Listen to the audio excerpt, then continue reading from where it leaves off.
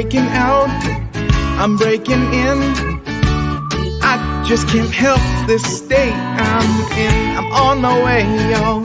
So put your shades on, this light's so bright, it's blinding. I'm radiating love, I'm radiating love, I'm radiating love.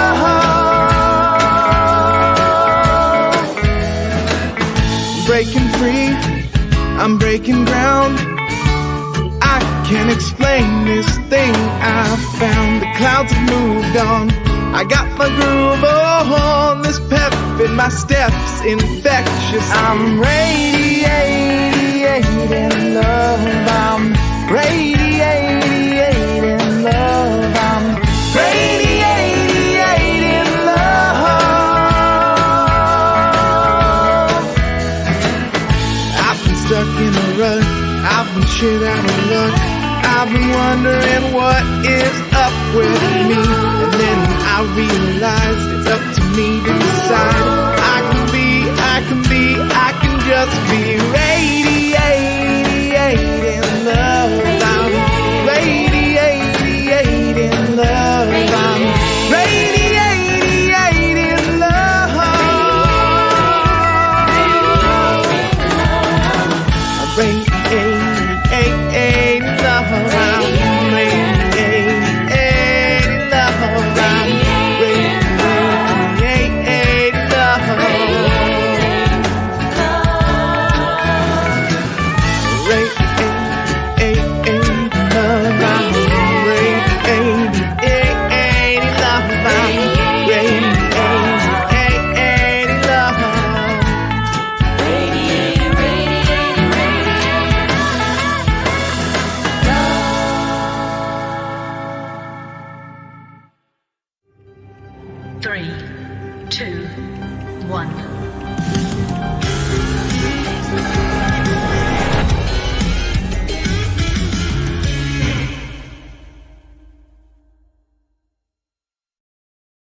You are an irresistible magnet with the power to attract unto yourself everything, absolutely everything you desire.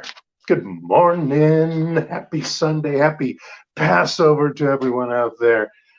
And welcome to the New Thought Spiritual Center Sunday celebration. I'm Reverend Jay Willick. I'm the senior minister here at the New Thought Spiritual Center, and we are so happy that you have brought your consciousness right here into our celebration, into our service, into our hearts. And we're just going to rock it today. We got Reverend Barbara joining us today, bringing a song and some words of wisdom. Steve is back there pushing buttons and bringing on videos and stuff, and we're just going to rock it today. So who are we? Some of you may be new. Who is the New Thought Spiritual Center? Actually, who are, in a way, the New Thought Spiritual Center? What's this community all about? I'm going to show you. Here's a video describing our purpose, our mission, our vision. Have a watch.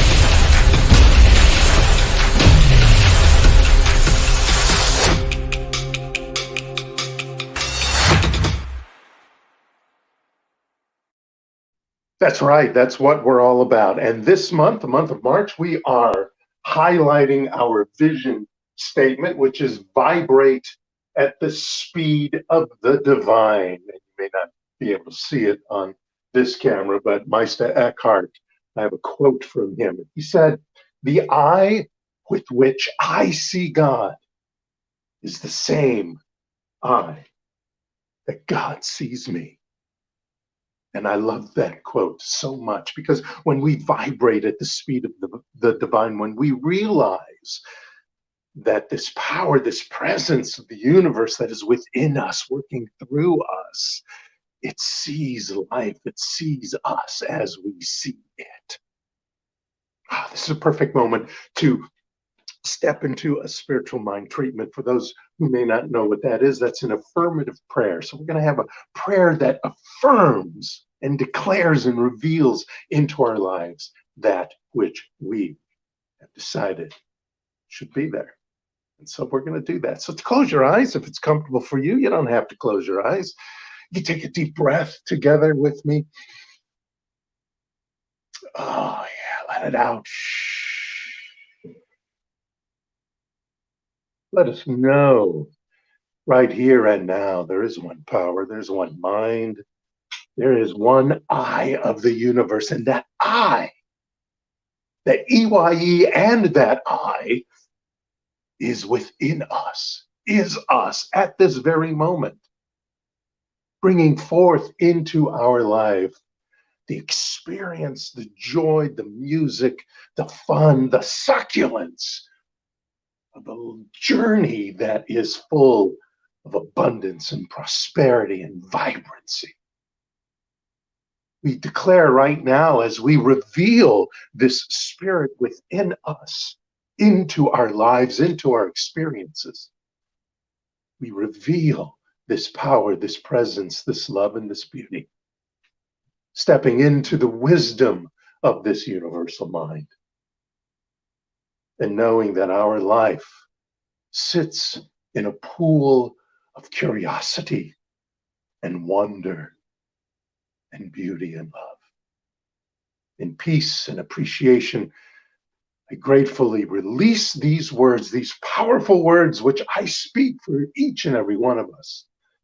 As together we say, and so it is, and so it is. So in this moment, I'd like to step into a guided meditation. We do this every week. And first of all, I want to ring the bell, which brings us into a moment of sacredness.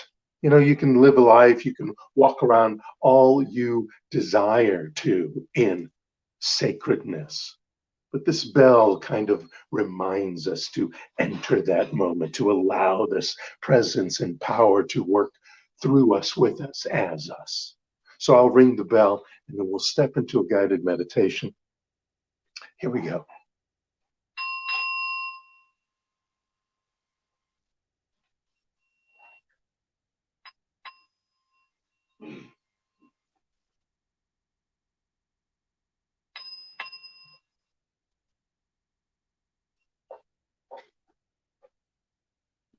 So this month, because of International Women's Day, we're just calling it Women's Month, although every month is Women's Month, but we're especially recognizing the divine feminine in March. Spring brings that up, et cetera, et cetera. And in doing so, I like to bring the guided meditation in by using, see that? The divine feminine cards. I love these cards. They're made by Megan Watterson. And so I pick a card at random. And this card for this week is Mirabai. Excuse me, I'm going to put my glasses on so I can read it a little easier. Let me show you the picture. Mirabai. And she is the saint of true freedom. As usual, the perfect card was picked because we're going to talk about freedom later on today. She is the saint of true freedom. So I want to now take us into a meditative state, a little meditative moment. So close your eyes again, or for guided meditation, if you like, you can put them at a soft focus or allow it to become a soft focus.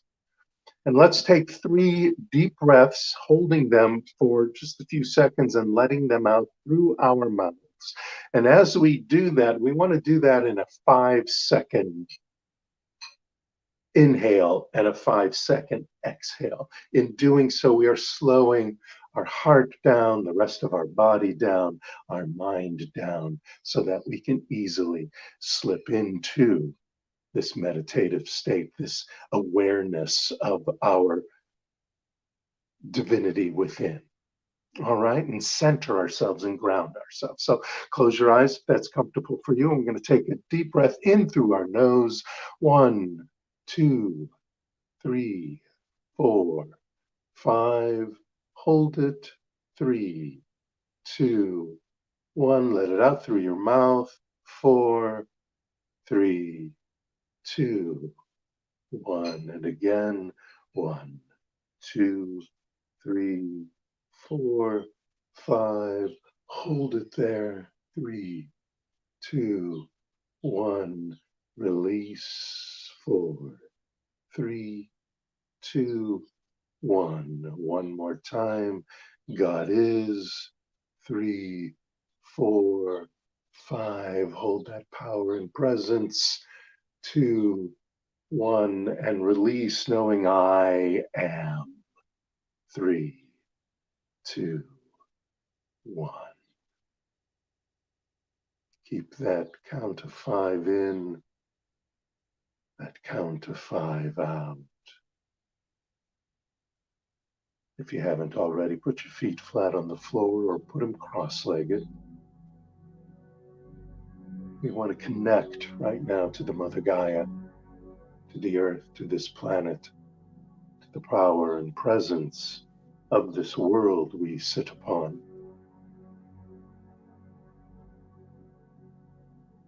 And allow that energy from the earth come up through our feet, past our ankles and knees, up towards our waist, and allow that energy, see that energy, feel that energy. Stop for a moment at the base of your spine, and then allow it to drop down, down, down, past your floor, past the ground, into the earth, all the way to the center. Allowing that grounding cord, that energy, that lightning bolt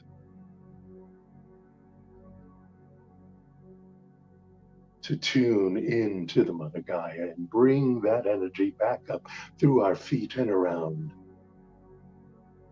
Feel that vibration and allow it to drop down from the base of your spine in a circular movement, in a circular rhythm,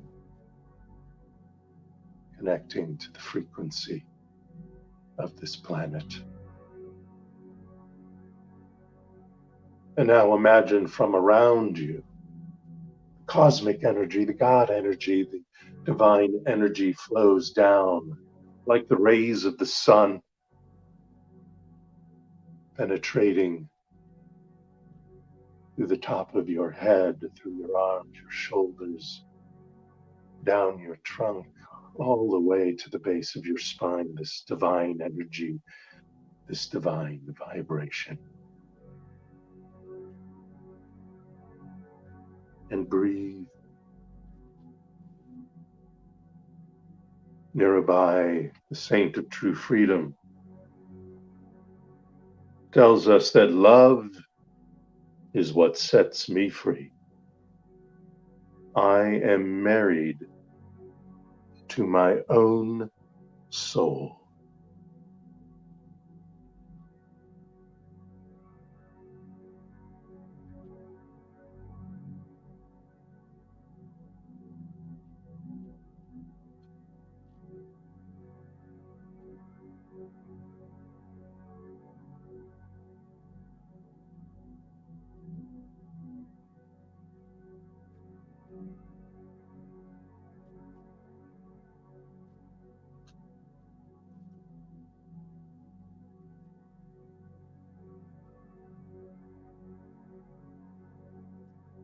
Often, without even realizing it, we make choices based on external expectations, on how we think other people will perceive our actions. Mirabai is about doing what's right for you and no one else. Ultimately, only you can know what needs to be done or said. You have this one brief life, and every second of it matters. Mirabai is about standing up for what you know is right, or even if others will judge you for it. The fear of being persecuted can convince us not to be true to who we really are. There's a love, though, that's far larger than the human constructs. Love isn't ethical. Love isn't bound by any idea of what's socially acceptable. Love is what sets us free from the expectations that bind us. Love, in whatever way it finds us, asks us to stay loyal to our own soul. Any outside force or person who asks us to betray our most intimate relationship with the divine isn't acting out of love. For Mirabai, her true husband wasn't the one she was married to. The love that made her brave, the love that inspired her every poem and action was a divine love for Krishna. So the laws that bound her to the strict expectations of being a wife, at that time especially, actually didn't apply to her. Love asks us to look at what really matters to us and what we truly value. And love asks us to bravely defy expectations in order to be true to ourselves. Love wants us to marry our own soul. Mm-hmm.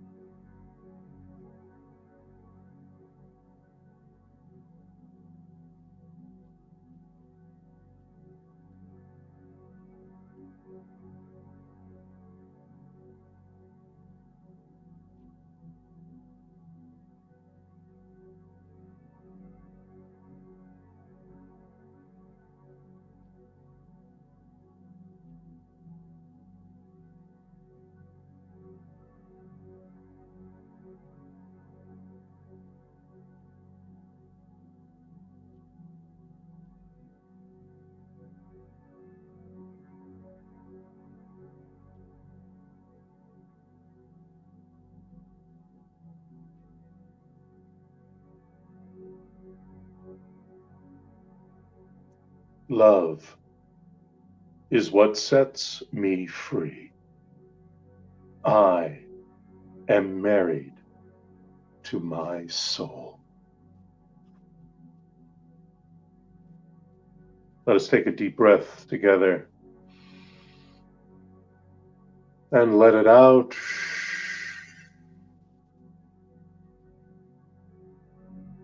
Knowing that we have centered ourselves, grounded ourselves to both the vibration of the divine, the love and support of this planet. Let us now wiggle our fingers, wiggle our toes, move our knees, move our shoulders, bring out that big smile. Slowly open your eyes, returning to this moment, to this place, to your sacred area, in your house, in your pajamas. and let it all in.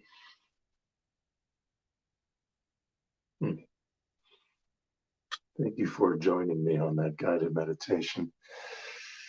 Let us know that this centeredness, this grounding that we have experienced brings to us and allows us to vibrate at the speed of the divine, knowing that the eye that God sees us through is the same eye, that we not only see God, but that we see our experience, that we step into our beliefs and bring forth into our lives our greatest moments. So with gratitude, the universe says yes, as we agree, and so it is. So now I want to bring some words of wisdom, some music, our affirmative incantation, all that groovy fun stuff with Reverend Barbara Ultman, who is our guest today, our sacred reader. There she is in the library, the huge library. Oh, good morning. Good morning. You're ready to rock. I can see it. I am. Good, good, That was good. I'm going to leave you to it, my friend, Reverend Barbara Ultman. all right. Thank you, Jay. That was a beautiful meditation and just sitting in that love and sending it out to everyone. I miss you all in person. I miss the hugs, but I know we are all here in spirit, and I'm just feeling that love. And so today's spiritual reading is actually from the Bible. When I saw Jay's talk title, seen it, heard it, been there, now what? This quote, or at least a portion of it, popped up in my mind. And it's from the New Testament, from Paul's letter to the Romans, and that's Romans 12:2. Do not be conformed to this world, but be transformed by the renewing of your mind, so that you may discern what is the will of God, what is good and acceptable and perfect. So during the last year, there have been many times when I've felt kind of like I'm stuck in a deep rut, in some sort of repetitive loop. Thinking, feeling, doing the same things over and over. And I know I'm not alone in this feeling because of the pandemic. And for me, it's, wake up, go down the hall to work in front of the computer, lunch, work, dinner, TV, bed, repeat. And sometimes Gary and I go out somewhere outdoors, a walk in the neighborhood or a stroll at the Huntington Library and Gardens. But I feel sometimes like my choices are limited. And then there's the news, so much evidence of anger, separation, lack, limitation, disaster. And it can be hard sometimes to break out of this collective funk. So back to the quote, do not be conformed to this world. And I don't want to be conformed to that world. I know there is something greater, something bigger, deeper, and truer. And allowing that is the first step. So the next part of the quote, but be transformed by the renewing of your mind. And in science of mind, there's that old saying, change your thinking, change your life. And that is all about that transformation through the renewing.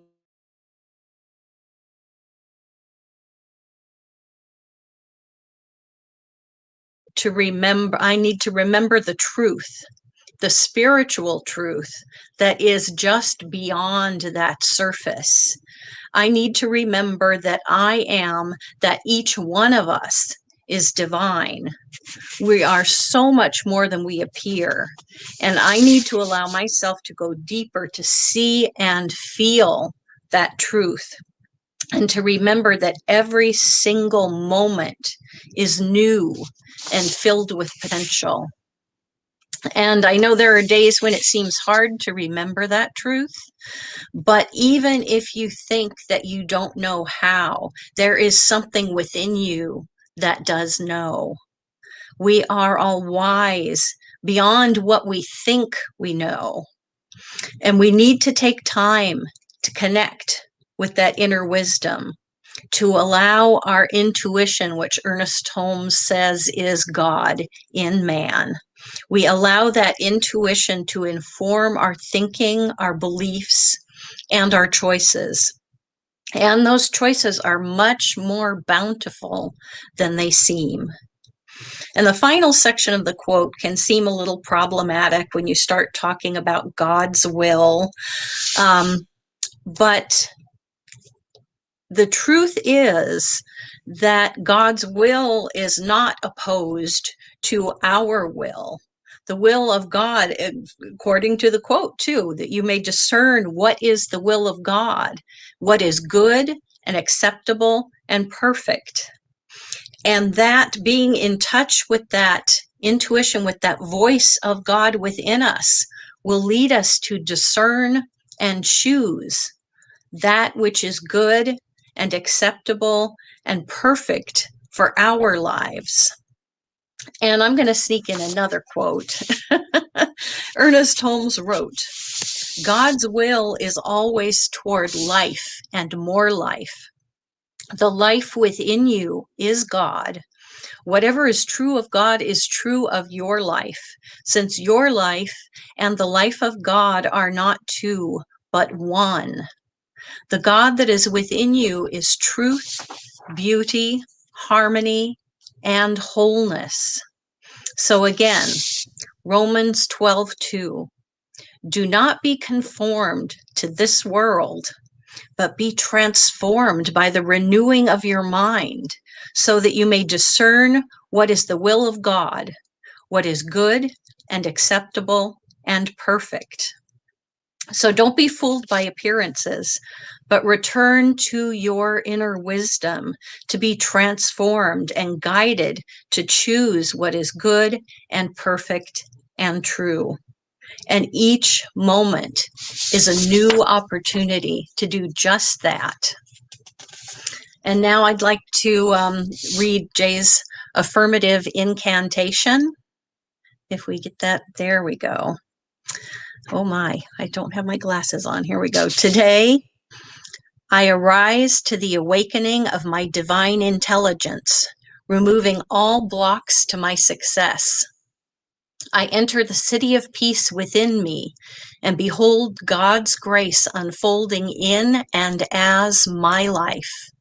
Taking dominion over my thoughts and feelings, I clean the temple of my mind, persistently purifying, attuning, and expanding myself to the highest ideas. All is in divine order. So I know that no situation, circumstance, or external authority has any power over me. Everything I see and hear this week is constructive, inspiring, and useful. I ascend into my most opulent ways, approaching everything illuminated with the presence of love, wisdom, and compassion.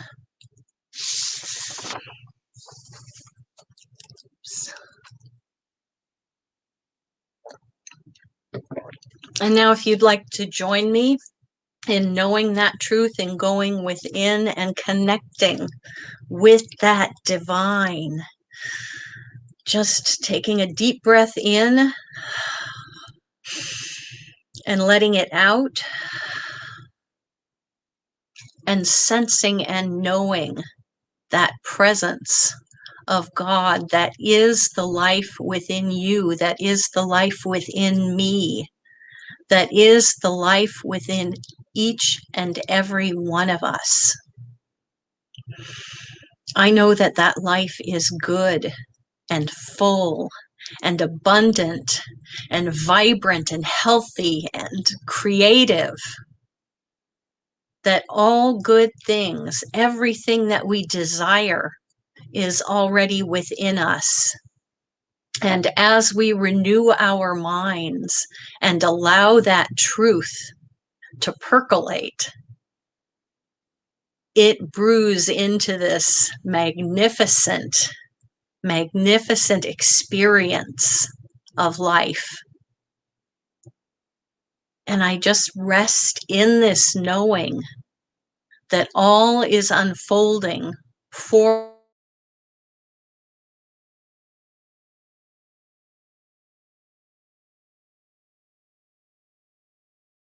them, and abundance and health. All of this is the truth of our being, and each moment is that new opportunity to feel that, to know that, to express it.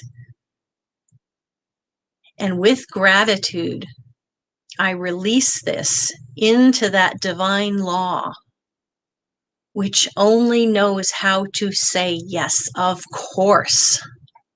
I release it, I let it be, and together we say, and so it is.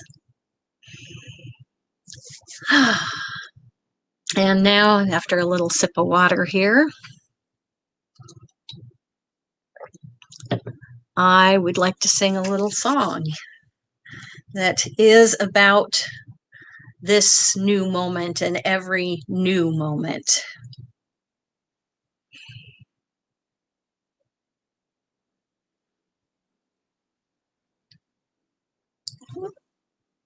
Some technical difficulties here. I'm not sure why we're having problems. Okay.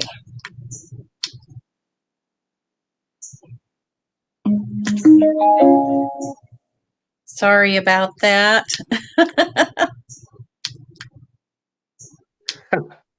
It happens. My speaker. It happens. Here we go. It went off because I waited too long. So it's a speaker. I think we're set now. Let me try it. Well, yeah. Come on now. Uh-oh. Uh-oh. Having some issues. It'll come. It'll come. Keep pressing buttons. I will. Okay, let me try coming out of here. Okay, while you're doing that, and you keep doing that, and we'll stay on a double tab here.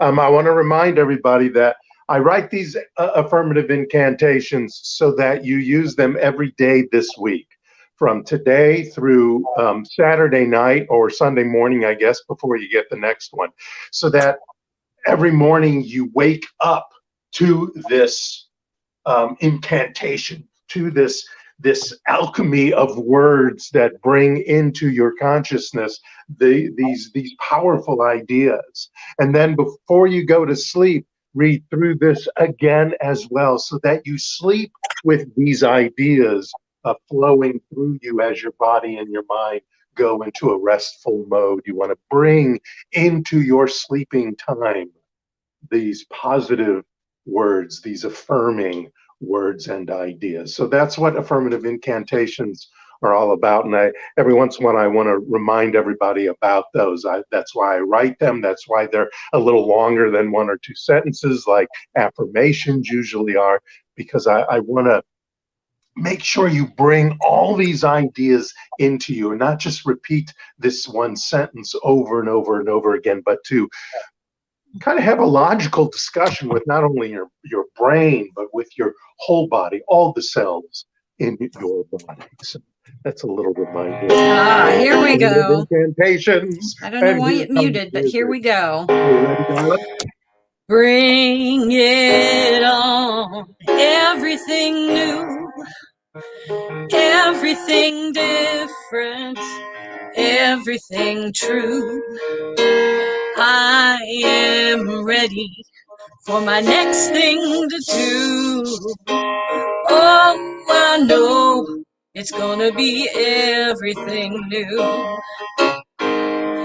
I'm through crying, I'm through waiting, I'm through hoping against all hope. I'm through longing for something gone that'll never return. I think I've finally learned to bring it on. Everything new, everything different, everything true. I am ready for my next thing to do. Oh, I know it's gonna be everything new. I'm through grieving, I'm through dreaming that the life I had is ever coming back.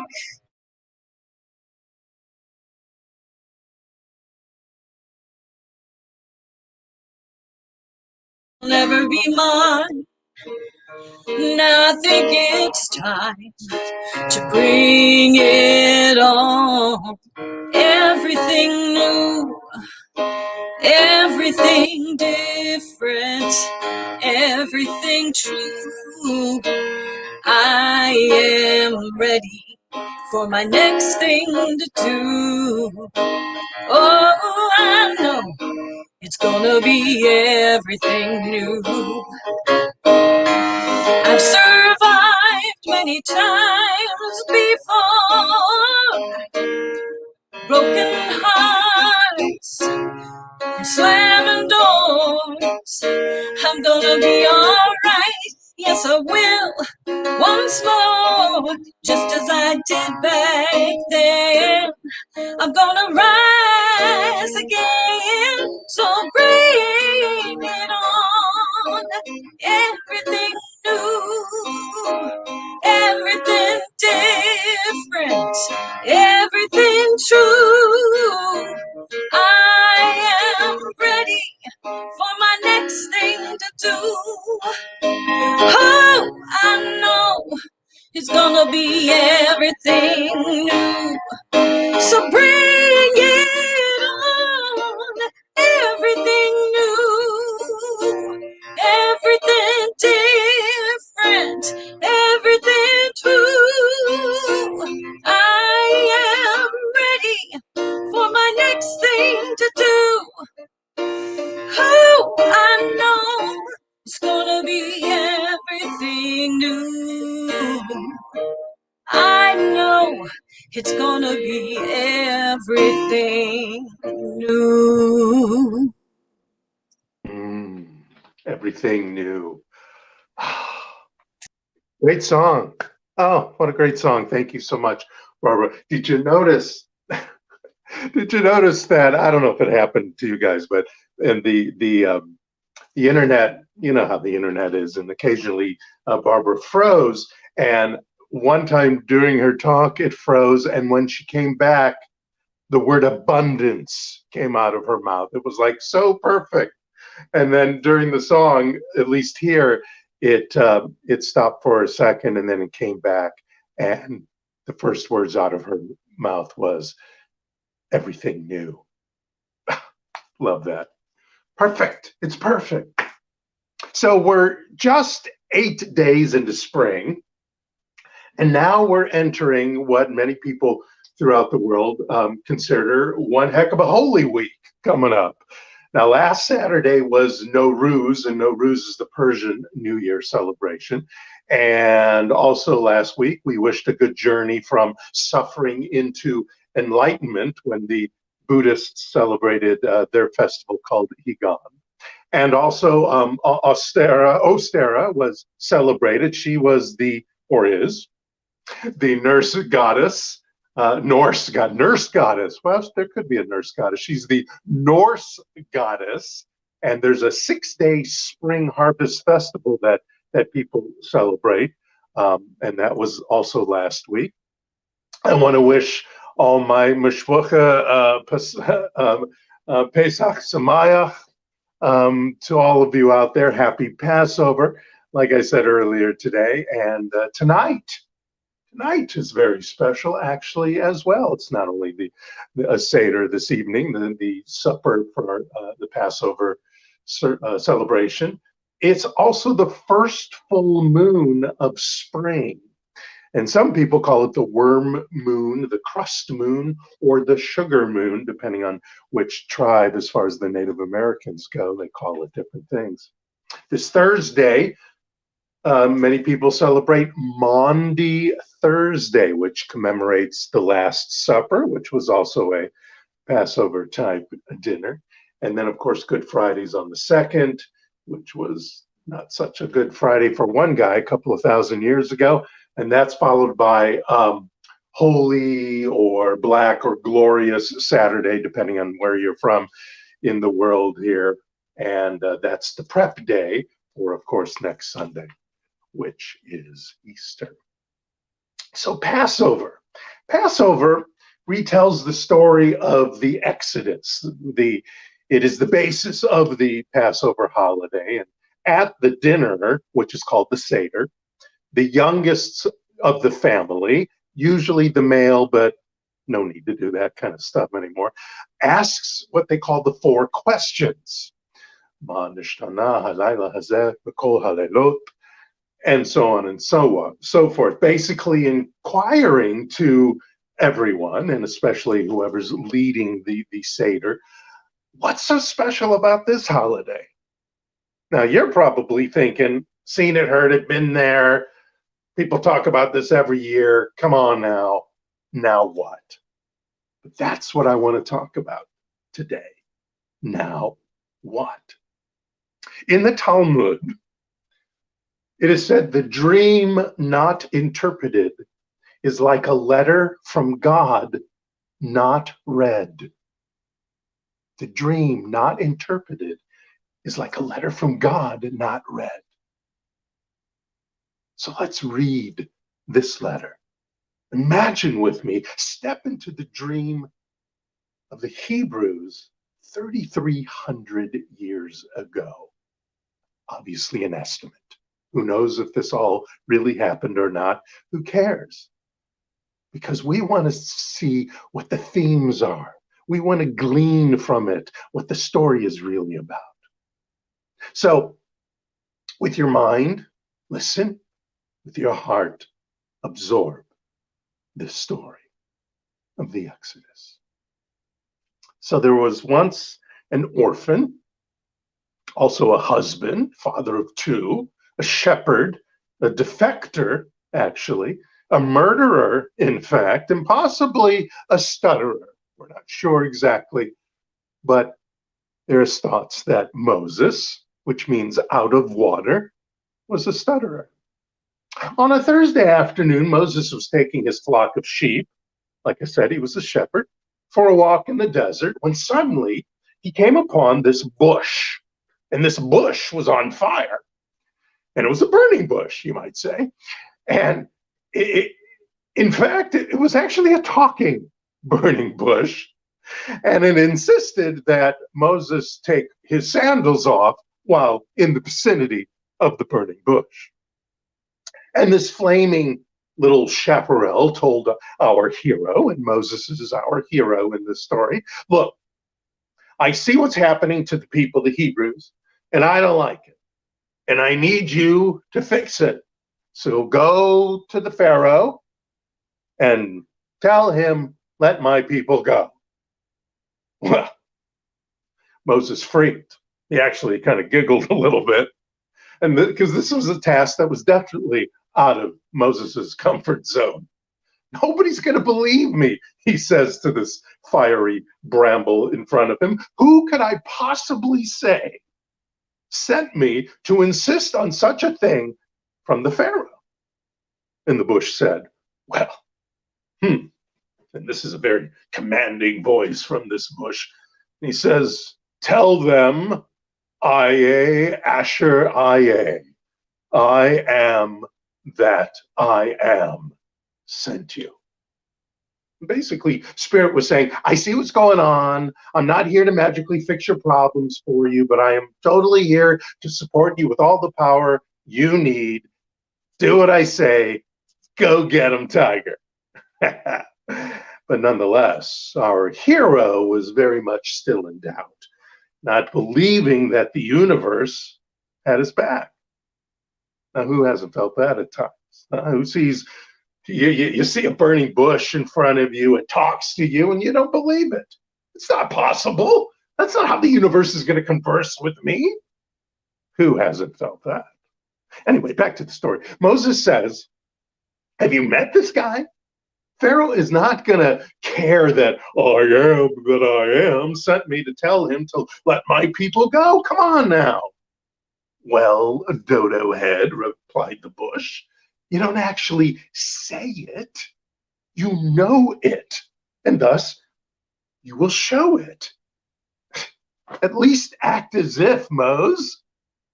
So then the infinite being showed Moses a few talents that he didn't know he had at his disposal to prove that the divine was within him and with him, and that he could actually and confidently be a representative of that power, of the Spirit of God.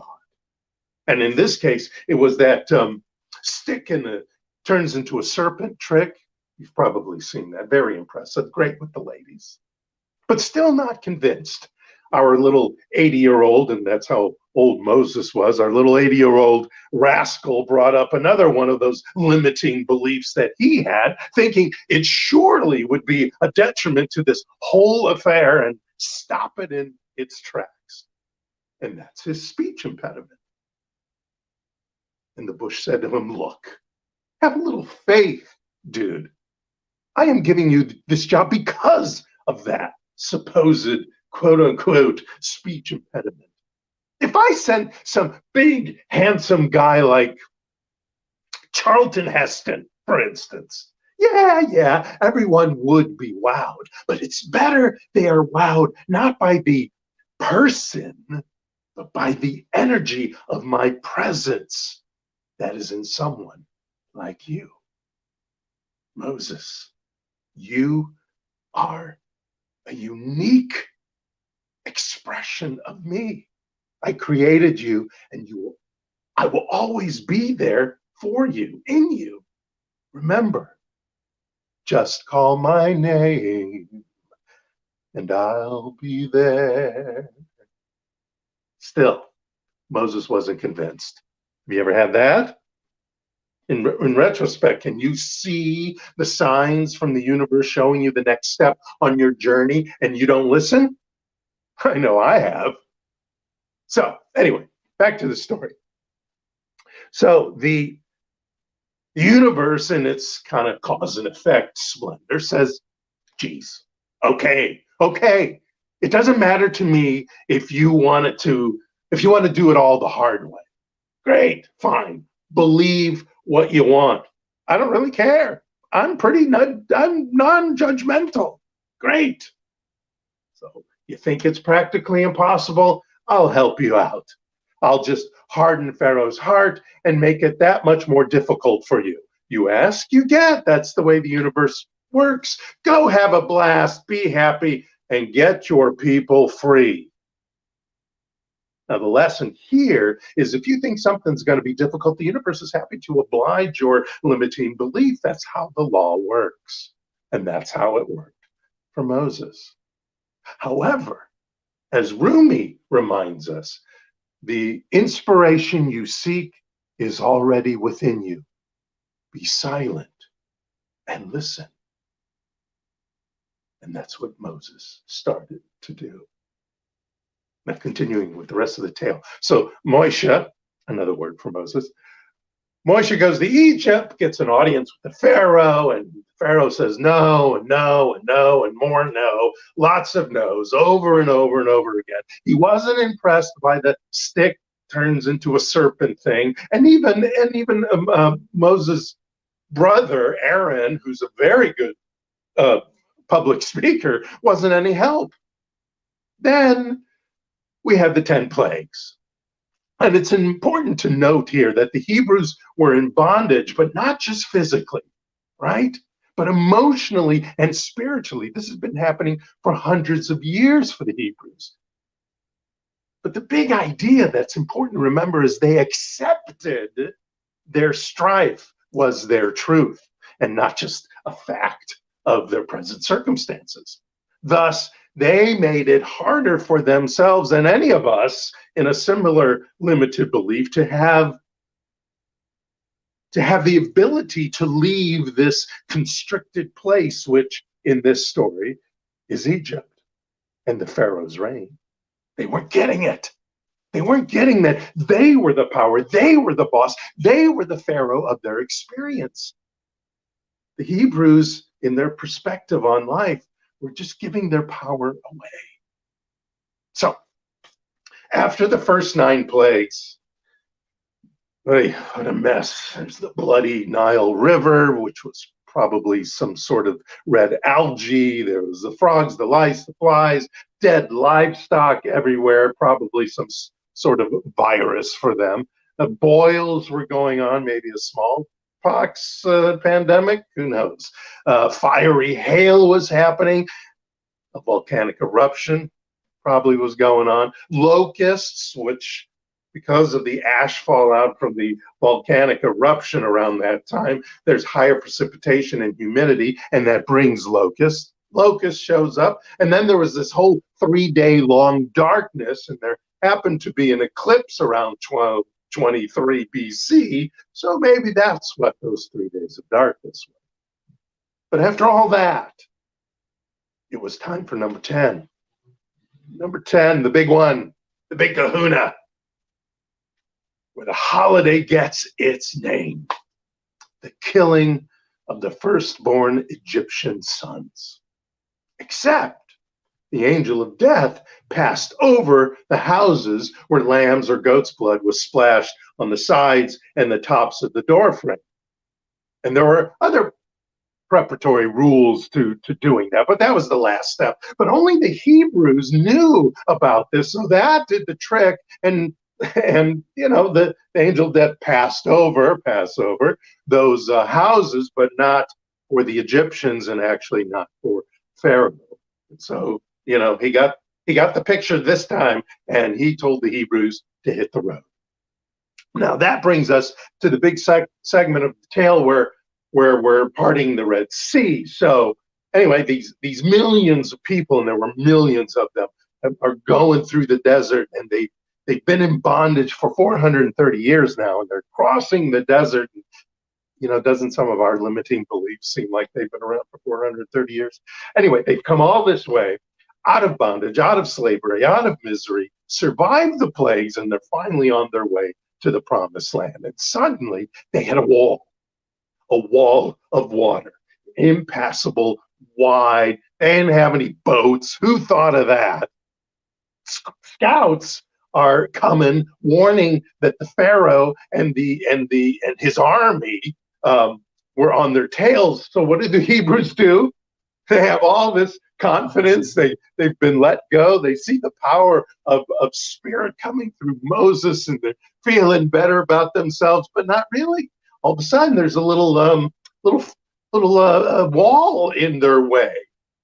And what do? They plead, they help, they cry for help, they whine and bitch and moan and cry about the obstacle, the setback that they think is in front of them. They're still in that mindset that there's always something in the way. And of course, boom, it's going to show up. In this case, from both ends. They're not sitting in their truth. It's like the old joke, the guy on the roof and the flood, and, all these things come to help him. And he says, no, God's going to help me. And then nothing shows up. And he says, God, what's going on? Well, I sent you a boat, I sent you a helicopter, et cetera, et cetera, et cetera. It's like that old joke. Here's an opportunity for growth and progress and leaping past previous junk thinking by connecting with the divine within they've been told about, they've read about. It's part of their philosophy, actually. And then using that power of the divine within to transcend into declaring and revealing, like we always do, with gratitude and acceptance for what is to be, and they just piss and moan and forget about who they truly are. But Moses, the activist, he steps up. He's pretty confident now. He evolved by involving, by communing with spirit.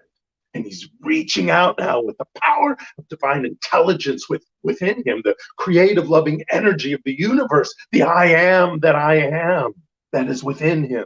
And he stretched out his hands, and the sea went back by a strong east wind, and all the night, and made the sea into dry land. The Red Sea parted, allowing the Hebrews to move forward on their journey to their greatness, and leaving behind, eventually drowned, a huge chunk of their limiting beliefs, which their stories called Pharaoh and the Egyptian army. But that's only the beginning. There's still this wandering in the desert stuff, the Ten Commandments, the other burning bush conversation, the golden calf, etc. You can watch the movie. Reverend Michael Beckwith reminded us all spiritual growth, 100% of it, is about releasing and eliminating rather than attaining something, because we're already it spiritually. You know what you're looking from, your divine matrix. That's what we talked about in the first week. You know what you're looking at, the essence of the divine and all. We talked about that in week 2. And we know that when we ask the right questions, we get the best answers, and you learn to respond instead of react to situations at hand in week 3. Like the like the Hebrews of that time from the Egyptian, we cannot solve a problem at the same level of consciousness that created it. Like Moses and the Hebrew people were being called to a higher level of consciousness, to go beyond our head and tap into the infinite nature of Spirit's wisdom and align ourselves with our divine purpose. Yeah, it takes commitment. Yeah, it takes willingness to do the spiritual work, to release and replace that which does not serve us anymore with the highest idea of ourselves. And then allow and embrace these new ways, which unfold organically through divine wisdom as we commune and connect with it. Don't allow yourself to become bitter because of the past, because of your old stories, and then harden your heart like Pharaoh did. Be an activist like Moses was. Despite your upbringing, despite your checkbook, despite your education or your stories, despite your willfulness, but you don't want to be willful, willing is cool. But despite your willfulness or whatever you allow to get in your way, activate your communion with the universe, and thus activate the highest ideas in your belief. I want to read a quote from Ernest Holmes, of course. Ernest Holmes said in the Sermon by the Sea from 1959, he said, "We are taking, I trust, a vision, something beyond a hope and a longing that the living Spirit shall through us walk anew into its own creation, and a new glory come with the dawn." So live the truth of your divine birthright and free yourself like the children of Israel did of the bondage of limited consciousness. Enter your land of milk and honey, because all are welcome. Thank you so much. Namaste.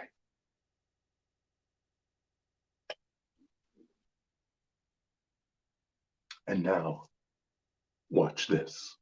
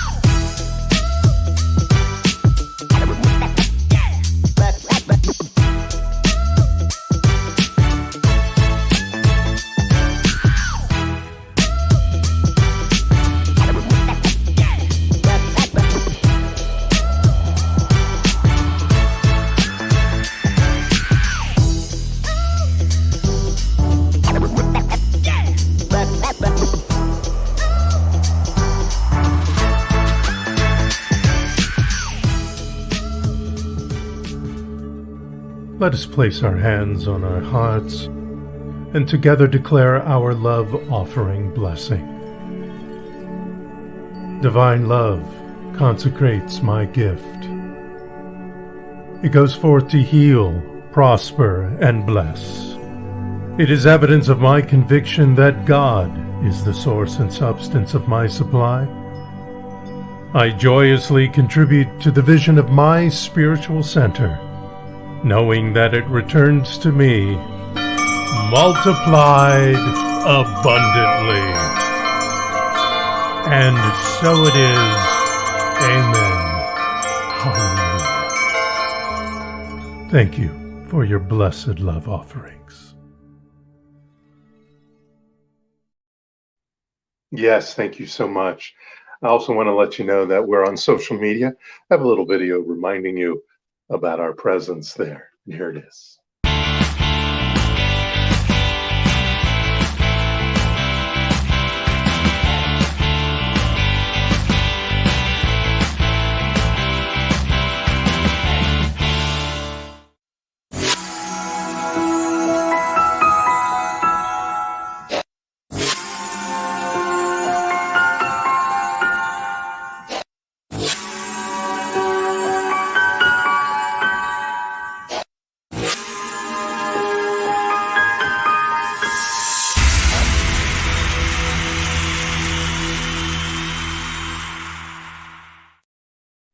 So I want to thank you all for joining us today. Steve's going to roll some credits there below me, let you know where we got a lot of our music for the videos, and of course, thanking Steve for his work and who produced our celebration today. I want to thank Reverend Barbara Ultman for her great wisdom and song today. That was a Daniel Nahmont song. So glad when we can have Reverend Barbara with us. So let us know together, close your eyes if it's comfortable for you. Let us know together that there is one mind. The story may have seemed long, but it was much longer for the Hebrews. But our story begins anew right now. Our story begins with being in communion with the divine that is within us, knowing that we speak as experienced through and are the representative in this moment, in this body, in this life of the divine. We are the power and presence of this universal power, intelligence, and love, vibrating at the speed of its frequency, bringing forth into our lives our best. Whatever that looks like, it is here right now. It begins anew. It is burgeoning from the Spirit that speaks with us. We know this now. We are this now. We are being this now at every moment from this time forward. It is a new story, a blossom story, a divine story, a journey of peace, love, kindness, respect, abundance, prosperity, vitality, and happiness. I release these words knowing them to be true and now to be fact. As together we say, and so it is. Amen. Hallelujah. Ashe. Thank you so much for joining us. Have a blessed, blessed week. I want to leave you with some music that when we're in person, we begin our service with. I enter on this fabulous music. I found a video of it, and I want to tip my hat off to the wonderful memory of Sammy Hagar and, of course, the great Eddie Van Halen, and remind everyone, like this song is about to remind you, don't wait till tomorrow. Do it right now. Namaste.